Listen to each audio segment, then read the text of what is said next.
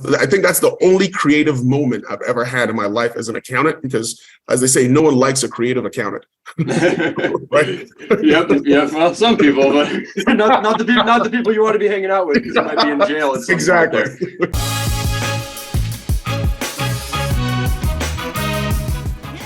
What's up, everybody? My name is Mike Whitmire. I'm the co-founder and CEO of Flowcast, also proudly an inactive CPA. Curious to see if our guest today is inactive or active. I'll ask him in a second, but welcome to Blood, Sweat, and Balance Sheets, the podcast where I like to cover anything, financial related, entrepreneurial, what's going on in the fintech space, VC world, all that kind of good stuff. And so today I'm really excited because we were able to find a pretty unique person out there, a founder who's also a former accountant, and he's the CEO of a company by the name of LeaseQuery. George, welcome to the podcast today. Really excited to have you on, man. Thank you, Mike. Thanks for having me. We're going to kick it off, talk about the transition from accounting to entrepreneurship and everything. And I thought today was a perfect day to be doing this because we are currently recording on March 31st, which I know for Flowcast is the last day of the quarter, and you're scrambling to hit numbers and make everything happen, to prep for the board meeting. In my past life, the first week of the quarter was the craziest week I had to deal with, but all of a sudden it's the last day. What has that transition been for you like, and what's at LeaseQuery? Well, absolutely. And I like to say I'm a recovering accountant, right? Because I'm also an active CPA, and essentially I know that drill of first day of the month, really, right? First week of the month is always you have to close the prior month, and in the quarter you have to obviously file your Qs. But yeah, now the difference is you want every deal to close on the last day of the quarter, right? That's supposed to be your biggest day of the quarter, the last day of the quarter. So it's a very interesting transition. I liken it to, in accounting, you kind of knew every month this was coming up. Sales, last day, it feels like you're like jumping out of a plane and the parachute may or may not go off, with everything hinging on the last day of the quarter. So it's this whole level of like excitement that can culminate in either a really great feeling or a really awful feeling, depending on how things go. So absolutely. Yeah. Well, let's take it back. I'd love to learn more about your journey through accounting. Can we just take it from the top with your career? How'd you get into the profession? Where'd you go to school? How'd you get everything started? Sure. So I stumbled into accounting, right? I attended the University of Georgia. Go Dogs! Nice. Right? I attended the University of Georgia. Did you guys just win the championship? Twice, man. Congratulations. There you go. As you can tell, I loosely follow college football. Congratulations. It's a good day to be, it's a good time to be a Georgia Bulldog. So I attended the University of Georgia, and I actually started off pre-med. Kind of bounced around. I did some engineering classes. I mean, I ran the gamut when it comes to studying, right? I took a lot of different classes. I actually ended up with a math minor because I was pretty good at math. So when it became by my junior year, I had a lot of AP credits when I started college. So I became a junior technically pretty quickly in terms of my course credits. And so I had to decide, okay, what am I going to do with my life?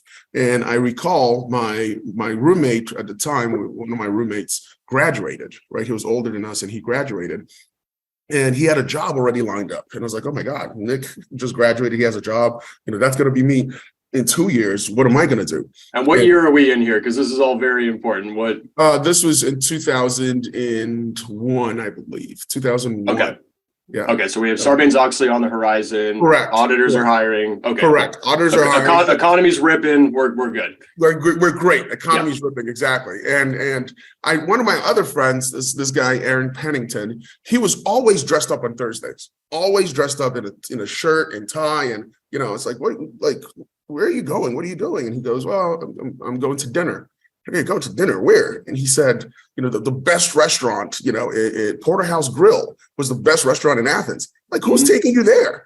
And he goes, well, I'm part of this thing called Beta Alpha Psi, and it's an accounting program. I'm like, what? He goes, yeah, So I'm like, let me try this out. I want to go to these dinners. I want a free dinner. So I went, to the accounting school, took some classes. I was like, oh, I can actually do this. This is interesting. That's how I stumbled into the profession, and after I graduated, I went to work for a company called Porter Kettle Moore. It's now Wipfli. They specialized in banks and insurance companies, and so that's what I did. And then in 2008, we all know what happened with the credit crisis. And so I left PK and Wipfli, and I went to work for a company, another company a Fortune 500 company here in Atlanta. And when I left and I did that, that company was transitioning auditors from one Big Four to another. And they because of that, they focused primarily on, they took a deeper dive into the financials, right? Because it was first time audit for them. And one of the areas they looked at was leases. Okay. So they tested 10 of the leases, and 10 out of 10 of them were wrong. They Whoa. tested another 10, and 10 out of 10 of those were wrong. And so this is pre-842, correct? This is pre-840, exactly. Okay. This is 840, right? Yeah. And so I'm sitting there and I'm like, wow, this is insane. So the chief accounting officer asked me, we're teaching the controllers, because this was very desegregated accounting department, right? Variegated. I feel like every department had a controller. So she asked me to teach all the controllers how to account for leases. So I started, creating this. I'm a big show me rather than tell me person. So I was like, I'm pretty good with Excel. I like to say, if I ask Excel nicely, I can get Excel to do my laundry. Right? That's good. That's becoming very true with ChatGPT coming out. So exactly. Maybe we'll table that for later, but yeah. So I started to create this Excel spreadsheet. As I'm creating them, like, wait a minute, this is simple accounting. This is just 840, right? There has to be software that does this. And I looked around, and all the software companies I saw, as it pertains to leases, were just lease management and lease abstraction. But not lease accounting, which is a completely separate category. Not like the subledger for leases, right? Exactly, not like the subledger. So I was like, okay, here we are, an $8 billion company, and we have this problem. Odds are there's a lot of other companies with this problem, and so I decided, why not solve it, right? And that was when. I think that's the only creative moment I've ever had in my life as an accountant, because, as they say, no one likes a creative accountant. Right? Yep. Well, some people, but not the people you want to be hanging out with, because you might be in jail at some point there. But that's a beautiful story. That's like the most classic entrepreneur story I've heard. So you saw the classic, like, this is a pain, I can solve it, and you don't need to be hyper creative to do that. You just got to recognize the pain that's around you and then go make it happen. I was lucky enough to be a senior, right? When I left accounting, because I was the one doing the work. Yeah. Right. I knew exactly what the problem was. I did not need to have a focus group and get them together and tell them, hey, what do I need to build? Right. I knew exactly what I was building, software for me, right, to solve a problem that I actually personally had, and that gave us an advantage in the marketplace. I think that's a really interesting kind of second level detail to the founding stories here. But both you and I were obviously from accounting, but we were also in the weeds doing the work at the time. It wasn't like, I was super disconnected from the grunt work that was going on. So it made it, to your point, a lot of people talk about iterative development and getting feedback from the market every single step along the way. And it's like, and I agree with that to an extent, but I think, there's a whole concept of the minimum viable product. And then you put it out there, you get customer feedback. You definitely want customer feedback. I just feel like, given our experience with it, we can go a little further with the MVP. You know what I mean? Like it can get we can go a little deeper with it, and then get feedback from everyone. Exactly. Like after we could go beyond the MVP phase. We can create something that actually provides immediate value. Without really talking to anyone about the MVP, because we know the problem. And plus, in accounting, like, viability kind of isn't enough. It needs to be. It should almost be like minimum acceptable product or something like that, like a little different in our space. Absolutely. I mean, the thing with accounting is I remember our very first client. If you solve a problem, can you name names? Yes. It was Fresh to Order. It's a small company out of Atlanta. Yeah, it's just so cool hearing the first customer stories. If you go on my Twitter, we actually have a picture of our first check ever. Very cool. I mobile deposited it so I could actually keep the actual paper copy, and it was for $500. I received it, and in terms of a timeline, I mean, just to explain how hard this was. I started the company in March 2010. I decided to start the company in March 2010. The first line of code was written in September 2011.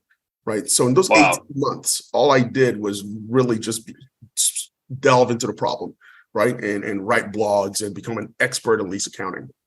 And And then our first check came on, its date was dated December 13th, 2013. That was our first Wow. date. But I received it in January 2014, just because I guess it was Christmas, Christmas time. I guess it took a while for the check to get to me. So Deposit I got it in transit. Yeah, exactly. It was in transit. So I got it in January 2014. So from March 2010 to January 2014, that's when I got our first check. Just so you can imagine how long that. Yeah, that's quite the run there. So tell me about the development process. In March 2010, when I decided that I was going to start a company, the first thing I did was reduce my burn completely. My personal burn. I was only spending about $3,000 a month on everything.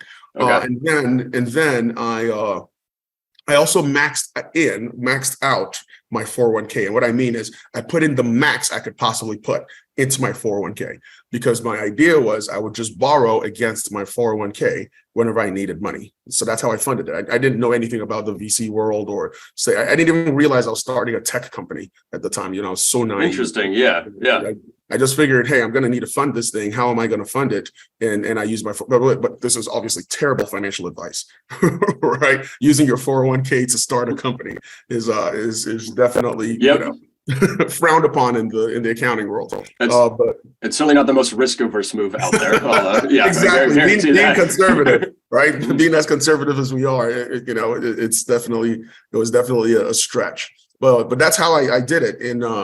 So in September 2011, I guess by those 18 months, I had accumulated a good amount in my 401k because I was putting in the max I could possibly put in. And so so you were working and then writing blogs and kind of building up content. So interesting. So as kind of the side hustle, you were getting the marketing up and going and getting a bit of it before. That's exactly very smart. All right. I kind of wish I did. Continue. Continue. That's exactly right. I was so by the time, we went live, as I said, in 2013, the third quarter in 2013, we already had tons of blogs. I mean, I've been writing for 3 years at this point, blogs about lease accounting, very specific blogs. So I remember back in the day, we had a very high bounce rate. About 70, I think 75 to 80% bounce rate.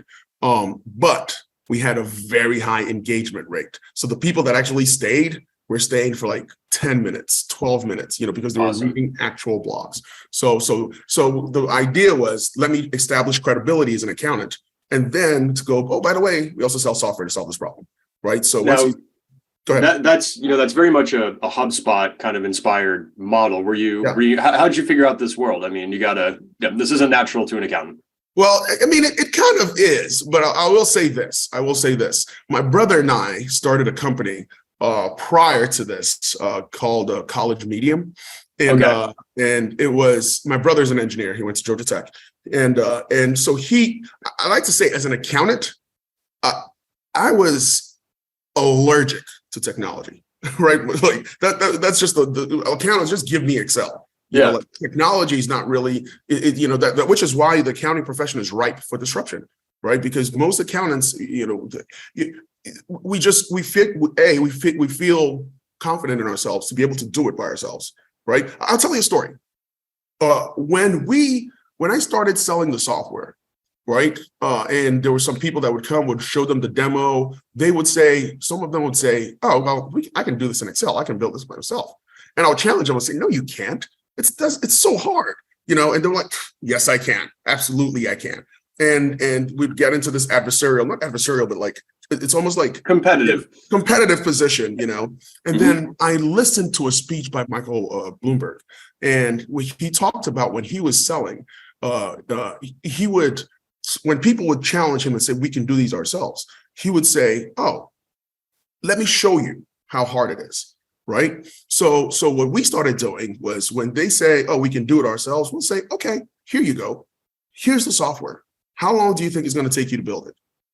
3 weeks. Okay, we'll give it to you for free for 3 weeks. Use it, and we want to be a partner here. Let me show you what you need to build, and give it to them. They use it. And then after 3 weeks, you check in with them. Oh, it'll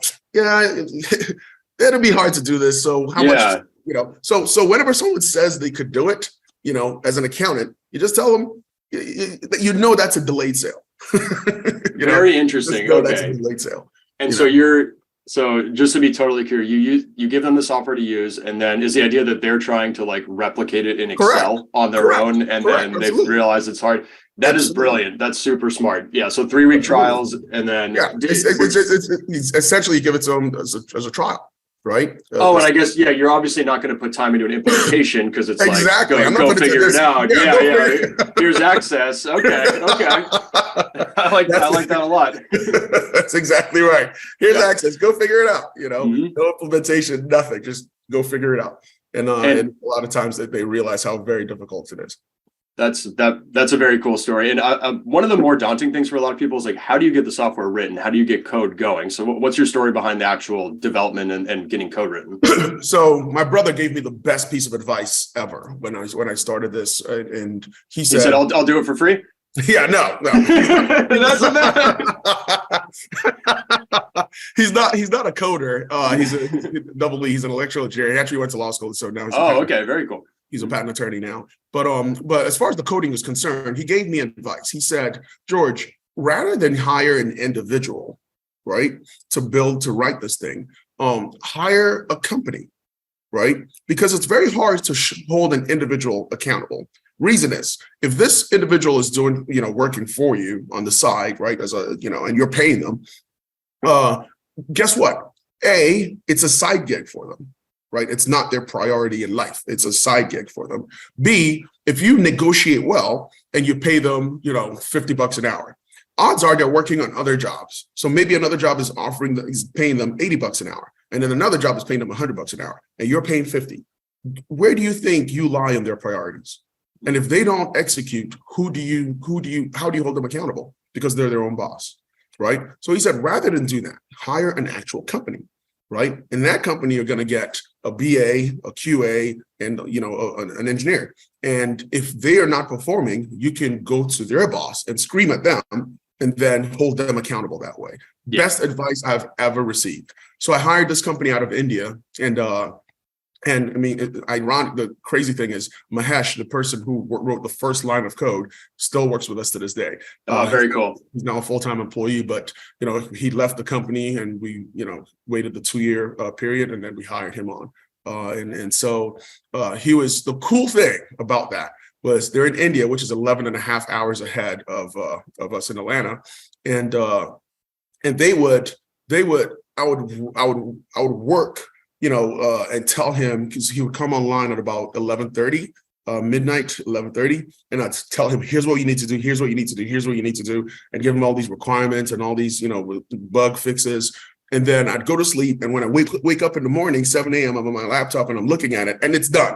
So you can imagine my frustration now. I'm like, we have a team of like 100 people in our engineering department, and yet, we're going through, it's taking, we go through these PI things, and it goes a lot slower than I was used to, right? Yeah. At the time, it was like a one-man show. I test everything. Now we have to, use the agile method and all these, it frustrates me because I want to move quickly, fast, and they're like, no, George, that's why we have a lot of technical debt. Like, we got to slow this down and make sure we do it the right way. So it's something I'm still getting used to. That's a really interesting part of writing code and building software, is that trade-off between going fast and accumulating some technical debt and versus doing it the really rigid, structured way where you're not going to accumulate any tech debt. And my founder explained it to me really well one time. He goes, you don't want a ton of tech debt, obviously, like you don't want to live your life with a ton of debt, but there is a time to deploy debt. You should just think about it that way. It's like, and we're going to accumulate interest, you're going to have to deal with it later, but there's time to do it. And that really, that put it all in perspective for me. And so it just depends. And that's you go with your gut on that. That's that to me is a very founder thing. It's just use your gut and figure out when's the right time to just properly do things, or when do you want to break up the code base and get rid of some of that tech debt? When's a good time to take that pause and everything. So it's funny you said that trust your gut. I think 80% of being a founder is that gut, right? It's your gut. I always tell people, when was the last time you regretted trusting your gut? Never. Right? It's shocking. Exactly. Yeah. Like you'll there's never a time where you regret trusting your gut, right? most of the time is you regret not trusting it, right? There. So Back to my founder again. He was he told me a story. So he's very into like psychology and all this kind of stuff. And he said that when we first started working, he was like, gut feelings really is dumb. It's stupid. He's like a very logical engineer, right? So he would say, that's really stupid. And then some studies started coming out where the gut feeling is actually a very real thing, because it's you're having an emotion, a thought and everything, but your brain can't process it in a way where you can verbalize it. And so it just kind of sits there as a feeling, and you just know what's right, and you know what you want to do. But there's actually some like study behind gut feelings. Absolutely. There's a book there called Blink by Malcolm Gladwell that talks exactly about that.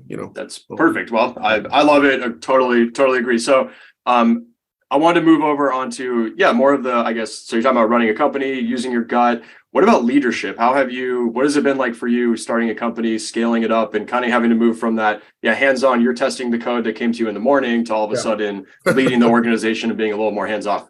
Well, I think one of the beautiful things about starting a company is that you get to do every job, right? I tell people I have done every single job in this company except for actually writing code, right? But every other job I've done it, and so so one of the things you learn to have is A, empathy, right? And B, you get to see people who are really better at something that you did before.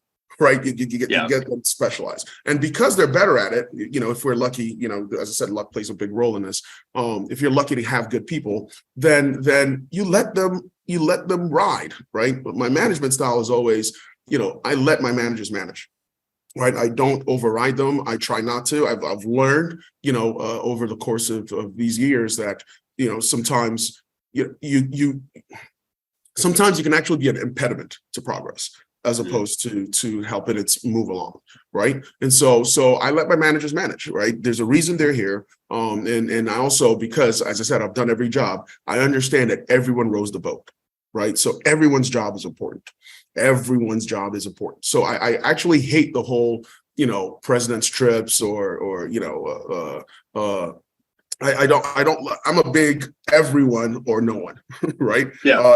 I'm used to being, as an accountant, I'm used to being in the, being a cost center, right? In most companies, the accounting department is the cost center, right? And so we don't get the cool things. We don't, it's hard to measure. It's hard to measure success, right? It's hard to measure, okay, is this person exceeding expectations? It's just hard to measure. And people really don't care, because they focus, most companies focus on obviously the revenue generating departments, right? So I did not like that. And so in LeaseQuery, what we try to do is make sure everyone understands that you are here for a reason, right? And in fact, we like new blood, right? There's something that we always say is, after 10 days, you're no longer allowed to say you're new. Right? 10 days? 10 days. Wow. After 10 days, you're no longer allowed to say you're new. And the reason is, obviously after 10 days, you're not going to learn everything. LeaseQuery is very complex. You're not going to learn it. We don't expect you to know everything after 10 days. However, after 10 days, those things that you go, I wonder why they do it this way. Can't we do it this other way? Or, like this, it would be much easier if we stop doing this and do this instead, right? Those hunches that you get, you're probably right. And we want to empower you to actually start making those changes, right? That's a big thing for us, because we don't know everything, right? And the people make an organization. And that's, we want to empower people to be able to enact actual change, meaningful change that helps them do their jobs. So that's a big part of our leadership style. And how big is LeaseQuery in terms of employees at this point? Employees now, we're at about 350. Okay. So I found that, right, maybe when you cross around 200 and you have, a good set of people who've been there for a while, you have kind of the veterans of the company, and then you start bringing in some of the new blood. I noticed that a lot of new people are a little concerned about coming in and then speaking up like that. I started to hear the term a lot, stepping on toes. I don't want to step on toes. And that as it's obviously an easy founder personality. You step on toes all the time. It's just, it is what it is. But for maybe a junior person coming in or just someone new to the org, That must be a really difficult thing to look at a process and be like, I think you're doing that wrong. I know I'm the new person here, but I don't think you're doing it wrong. Is there anything special you do to like encourage that type of behavior? That's the point. When we tell them, during orientation, there's a video that I make that every employee, watches, and we tell them, hey, a couple of things. We actually have a t-shirt. I'm a big t-shirt person, right? I'm wearing one. Yeah, clearly. I saw that one in the prep session there. There you go. I'm good at math. And you have a math minor too, so that's perfect. Exactly. So essentially, I'm a big t-shirt person. So there's a t-shirt that we give everyone when they start, and it says, "Don't be selfish. Ask questions." Right? Don't be selfish. Ask questions. In the video, I try to reiterate this. And the reason is this is complex stuff, guys. I mean, lease accounting 842, most of the people, even though we have, 40 accountants on staff, a lot, like I said, we have north of 300 who are not, right? Who are not accountants. And so the idea is there's no such thing as a stupid question, right? Ask questions. And I always say the reason that's important is 3 things happen when you ask a question. A, you get your answer, right? So you now know something that you did not know before. B, you help someone else who may have the same question, but doesn't have the courage to speak up. Help them, answer that question, and get their question answered. And 3, the response may deepen your understanding of something else, something entirely different, right? So if you have a question and you don't ask it, you're just being selfish. Right? So the t-shirt says, don't be selfish, ask questions, right? So we encourage that. And as I said, that 10-day, when we say, hey, after 10 days, you can't say you're new, right? You're now part of the team. Anything you are empowered to enact change. So that's stepping on toes. Don't worry about stepping on toes. Speak up, right? Yeah. We try to encourage that culture here. Awesome. I love it. I need to get more proactive about that. That makes a ton of sense. One of the other items that I want to cover off on is the evolution of accounting. This is super interesting because I think people make a lot of, claims about how quickly the profession is going to evolve. And I've just kind of found like time and time again, it's not, it's evolving, but it's not as fast as you would expect. So I don't know, over the last 10 years or so, like what have you seen in the profession? And what do you think are some of the areas where the technology, acceleration is really exciting? And what other opportunities do you think exist still? Well, if you go to any company, right, especially if they're publicly traded, if you go to any company, you're going to say, the different departments in their intranet, they're going to have different folders, right? You open a folder, it'll say accounting department. You open the accounting department. And then you'll see 2020, 2021, 2022, 2023. You open 2023. You'll see Q1, Q2, Q3, Q4. You open Q1. You'll see all the departments you'll see all the people, John Smith, Jane Doe, all the people in that department in you open Q1, you'll see January, February, March. You open March, you see all the names of everybody in that department. John Doe, Jane Doe, you open Jane Doe, and you'll see all the Excel spreadsheets that Jane Doe is responsible for closing, right? Mm-hmm. One of those spreadsheets used to be lease accounting, right? Yep. Now, LeaseQuery has taken care of that. Now, guess what Flowcast is doing? Consolidating all those spreadsheets, right? Yep. Making sure that everything actually gets done, right? So that's every accounting department. There's so many spreadsheets and manual processes that as I said, the industry's ripe for disruption because accountants in general, if it works, they don't fix it. They don't change it. Yeah. As long as it works. It's very hard. We have clients that are using IE11. Not even Microsoft supports IE11. But why are they using IE11?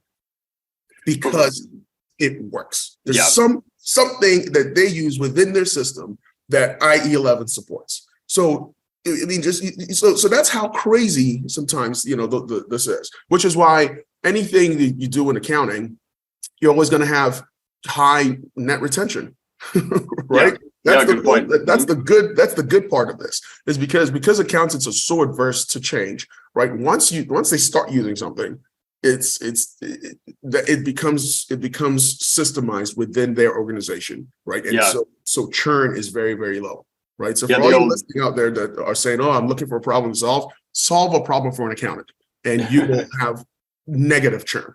And right? if it works, the if it ain't broke, don't fix it mentality is very real for sure. That's exactly. That's why there's zero. That's why there's zero churn. Right. It's so funny you should mention Internet Explorer. Really early in our development cycle, we had to make a call of which browsers we wanted to support. And we were like, nah, we're not going to do Internet Explorer. No one uses that anymore. And then we found ourselves transitioning a whole lot of people over to Chrome, introducing them to Chrome as part of this whole thing. And so, yeah, that's so funny. You should bring that up, man. It's just like the irony is when we started, we said, so I keep saying, A, eat your own dog food, right? And B, don't drink your Kool-Aid, right? Don't drink the Kool-Aid. What I mean by that is don't drink the Kool-Aid, right? As a company, we've been, we've gotten all these awards, fastest growing, top in our leadership grid, all this stuff, but always believe that we can be better. Right. So don't drink the Kool-Aid and say we're the best, we're the best, we're the best. Yes, we know that we're better than everybody else. But we can always be better, right? We can always strive to be better. So that mentality, try to iterate, that mentality. Now, eat your own dog food. What that means is see the world through the eyes of your client, right? Understand them, know who they are, know everything about them. Where do they, what do they like to do? Like figure out the world you're selling to. Perfect example. You talked about IE, right? We don't have a mobile app. Neither do we. Exactly. Very intentionally. Very intentional. You know why? No accountant works on a mobile phone or on a lap on an iPad. Yeah. Right. Yeah. If you ever see, I'm not booking lease entries on a mobile app. You got to be kidding me. Yeah. If you ever see an accountant on an iPad, that dude or girl is not working. Guaranteed. Totally. So we don't. That's why we don't have. So because we see the world through those lenses. All our development, everyone in the company, the vast majority of them, except some people in marketing, everyone uses a notebook as opposed to MacBook, right? Everyone, nice. Because 99.9% of companies out there, especially their accounting departments, use Microsoft, right? That's the bottom line. They use Microsoft, they use Excel. Right. So no one, as I said, the exceptions are the marketing department because they just prefer MacBooks. But that's it. Everybody else, our QA, our engineers, everyone else uses. Everyone like customer facing. Correct. Absolutely. Good old Excel. Mm-hmm. Exactly. So and then also I'll tell you another thing. Even when it came to figuring out who to partner with as far as an investor, right? When we chose Goldman Sachs, and Goldman Sachs did not give us our highest valuation. Okay. Right? But we did know that, we're selling to very conservative people. We're selling to financial reporting managers. We're selling to accountants, to SEC reporting managers, like compliance managers. These people are very conservative, CFOs. They don't know Andreessen 300, 3000, they don't know AZ16. They don't know Excel KKR, they don't know KKR, they don't know any of these guys, but they know Goldman Sachs. Interesting. Okay. Right? Yeah. They know Goldman Sachs. They know that name, right? And so that became another, quiver in our arrow in our quiver, so to speak. So tell me more about your fundraising history. Did they lead your first round? Well, we've only had one round. We've only had Series A. So I mean, I'm sure this is the same for you. We were profitable, cash flow positive day one. That was not the same for me. No, I took a we're burning money and raising a ton of money and getting after it. I'm very different. But I think we haven't seen a cash flow positive day in forecast history. But I think here's the delta. I think you understood that.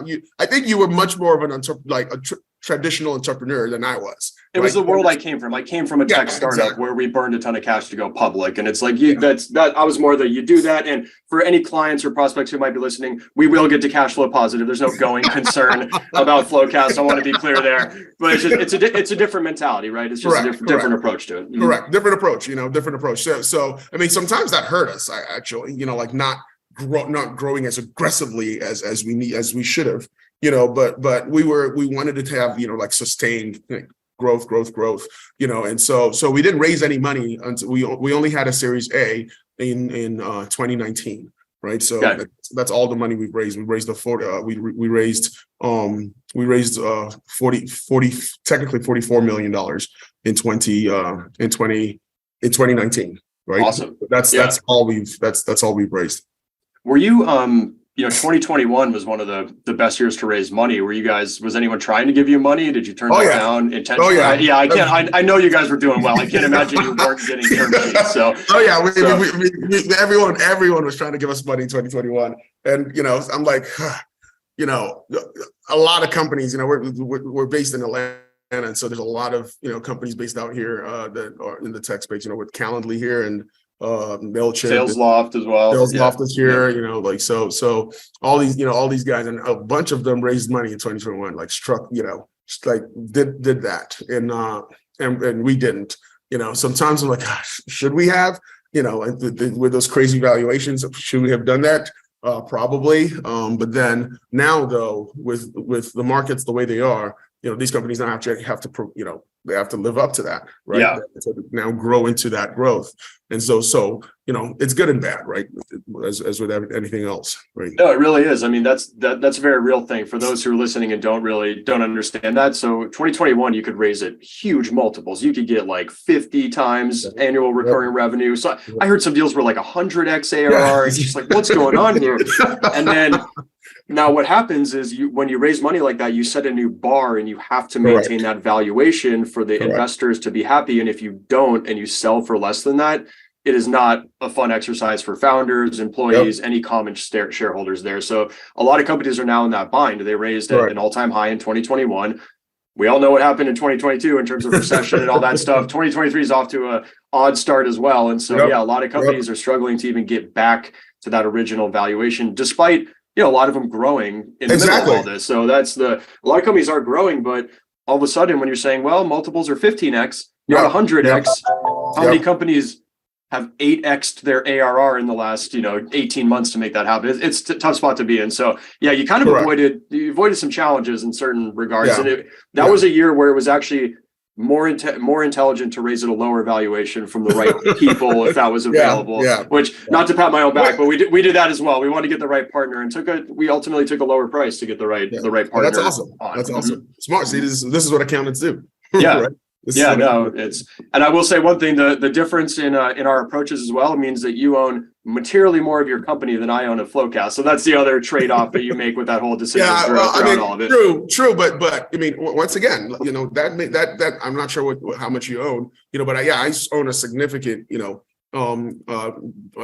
significant majority of the company, but is that, once again, there's good and bad, right? How, as you said, number of employees, we're at about a little over 350. What about you guys? We're at about 550. See, so you may own a smaller,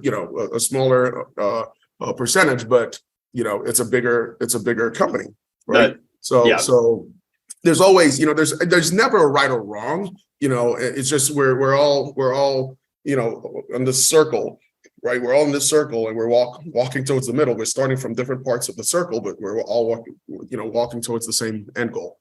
Right. Mm-hmm. So as long as we focus on, hey, can we build the best possible company we can within the constraints, within our financial constraints, and also within the constraints of our company values? That's the definition of success, right?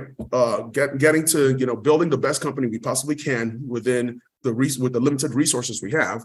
And also with the constraints of your company values, then you've been successful.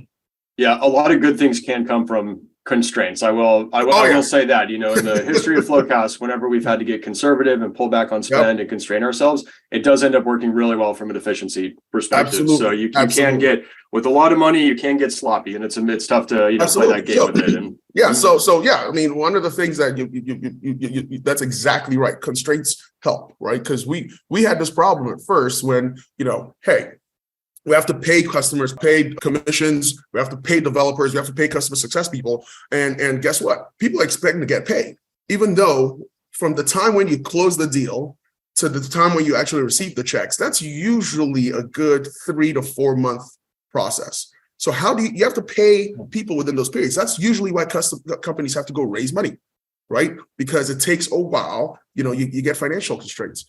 So one of the things we did, and by we, I mean Chris, my partner, he came up and he was like, we have to charge people 3 years up front. Okay. Right. Yep. And that's what we did. We started charging people, back in the day, 63% of our customers paid us multi-year upfront. Wow. Wow. 3 years Okay. upfront. So that's why we were cash flow positive, right? Because we were collecting this, and that was how we were funding our growth without having to raise money. Right. Now that is a little bit of a risk because you got to keep that up. Growth rate. Exactly. But my point is, we were growing. We're still growing. We had our best as long as you're growing, it's totally fine. Exactly. We had our best year ever last year. And this year we're projected to have our best year ever this year as well. When was 842 required? It's this year, right? Oh no, it's already passed. See, that's what everyone. I guess I knew it was required for some, but what's like the full for publicly traded companies? 2019 was the first year they had to report, and private was supposed to be 2020, but they delayed it in 2020 because of COVID, and so they've now required it in 2021. So last year, beginning 2021, so you file in 2022, right? So last year was really the time that people were supposed to do it. And so people come in and they tell me, George, what are you going to do after everyone adopts? I'm like, guys, like the deadline was just a marketing scheme, right? It's just a marketing play. Hey, why change? Why now? We have this deadline, right? They always say, to sell anything, you have to be able to answer 3 questions. Why change? Why us? Why now? The why now was always because that deadline. But guess what? You guys, right? What you're doing, there's no deadline involved, is there? No. Exactly. It's evergreen, right? The same thing happens here. It's evergreen, right? Yeah, everyone who's adopted it but is still using a spreadsheet is still a prospect of yours. It's not like they go away. That makes perfect sense. There's companies out there that they're still using spreadsheets, right? And so this also affects governmental entities, right? Every university needs this software. There's 5,300 universities out there. Every airport needs this software, right? How many airports are there in the United States? Guess. Oh man, that's a great question. Slowly ballparking it. Sorry, 600. 600. There's 5,800 airports. 5,800. Oh my gosh. Because you got to count the private airports as well. Oh, the private one. Okay, yeah, I don't spend too much time on the private airports, unfortunately. The city airports, yeah, exactly. But all those airports, every single one of them has leases, right? So all of them need our software. So my point is, every port, every city, right? Cities, every county, every state, right? All these they're all potential clients.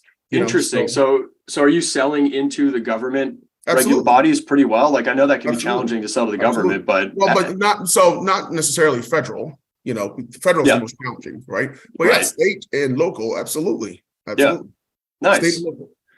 Very and then cool. University systems and hospitals, right? So do you segment your sales team based on industry then, or how? Oh yes, they focus. Yes, they focus on that. And so this is now this. Don't ask me anything beyond that, because our CRO will be able to answer that question. You trust your sales leader to handle all that? Exactly. Right. So as I said, that's my management style. Our sales leaders make the decisions and they go, right? Yeah. Because if I make decisions for them, guess what?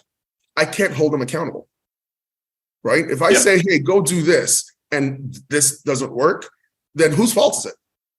Right? I can't them. I'm the one to make the decision. Right. Mm-hmm. So that's a big part of what we're doing.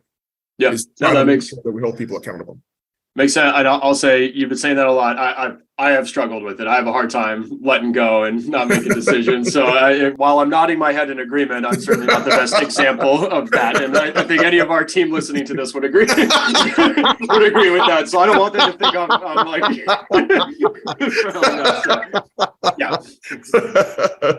But we're getting towards the end of the road here. I'd love to just kind of wrap it up with we have a lot of listeners who are accountants that we try to be, inspirational and help them with founding companies. So what have been some of the most valuable learnings along the way, and what advice would you give to anyone looking to start their own company? First thing I'll say is every disaster that I've ever had has always turned out to be a blessing. right? In Okay. the moment, it feels like it's a disaster. Do you have an example? Oh, absolutely. So in March 2013, I sold 10% of the company to a lady who was technically my boss for $12,000. Right? I needed money, and at the time it was just, and as I said, this was 2013, right? We hadn't received our, this was March 2013. And so that was $120,000 valuation for someone. Remember, we didn't have our first client then, right? Yeah. So it was, that was just that further goes to tell you how little I was in this space, because that's crazy, right? For me to value the company at that, but anyway, I did. And so 10%, $12,000. I'll never forget this date for as long as I shall live. On September 14th, 2013, right? It was a Saturday, and where one of my friends tells me to come to watch the fight at his house. Manny Pacquiao was fighting some guy. I'm not even a boxing person, but I remember this day vividly because it was the worst day of my life, because she calls me and told me that she wanted her money back. And I was devastated. I got to his house, and I'm sitting there trying to talk her out of this for an hour and a half. And I'm like, listen, this is terrible. You're killing me. You're killing the company. What are you doing? And she goes, I just want my money back.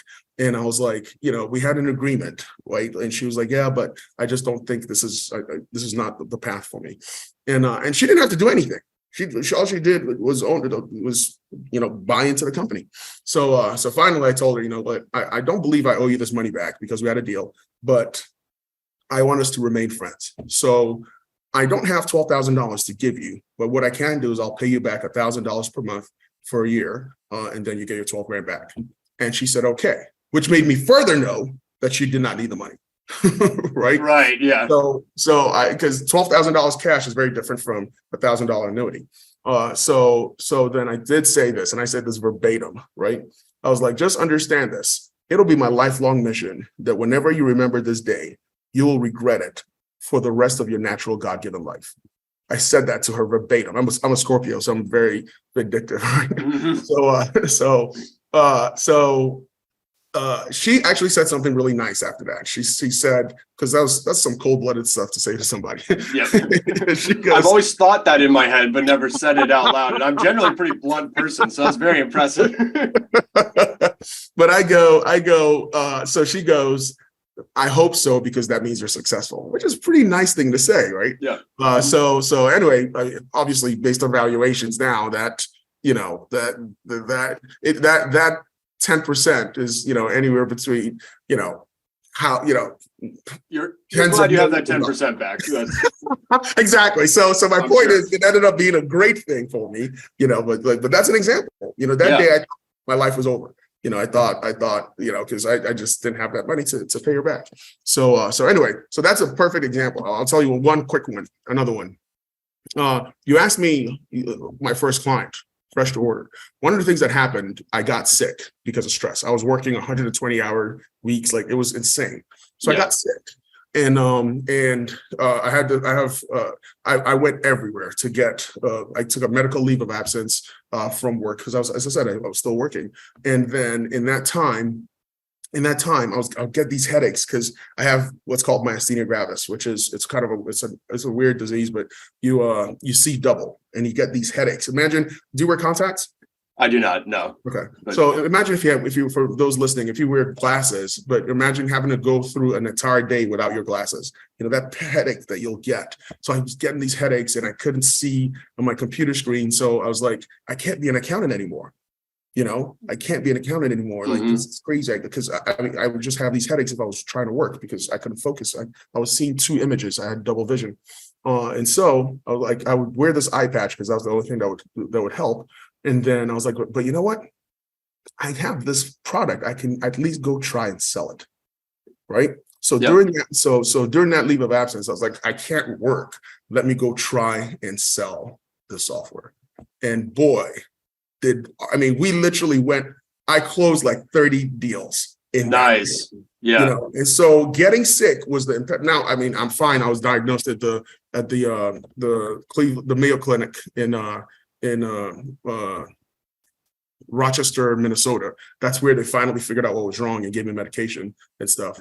But if I hadn't gotten sick, I would never have made the jump to do this full time. I was so conservative that I was working a regular job and doing this as a side hustle. And so for those of you listening, don't jump too quick, right? If you want to start a company, don't jump too quick, right? But eventually make the jump, because having your regular job and doing something as a side deal is like having your one foot in hot water and another foot in cold water, and you trying to convince yourself that your body's warm. Right? It just doesn't work, right? So make that jump. And I wish I had done that sooner.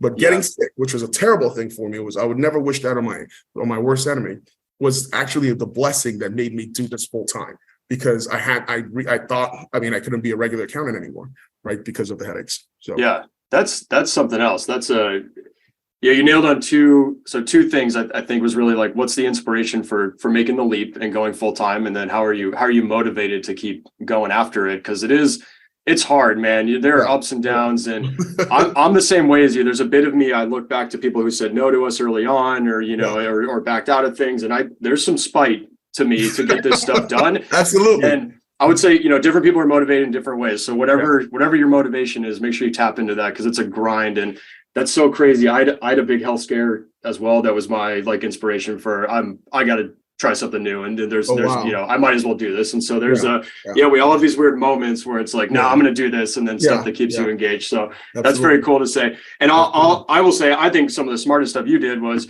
you got marketing before you built a product and started selling. That's brilliant to not have to get everything going at the same time. So if I were to go back in time and do it, I think I would have done something similar. Got the content marketing up and running and became a little bit known before. So that was super smart. Smart. Well, George, thank you for joining. I really enjoyed the conversation. It was so cool to celebrate, commiserate, and discuss. I'll be in LA in May. I'm speaking at some tech conference in May. So awesome. So I'll hit you up. I'll send you an email and see if we can catch up and grab a beer or something. Yeah, let me know when you're in town. That'd be great. All right. Perfect. Awesome. All right, George. Have a great rest of your day. Thanks for taking the time. Appreciate it. Thank you. Thanks for having me. Great conversation.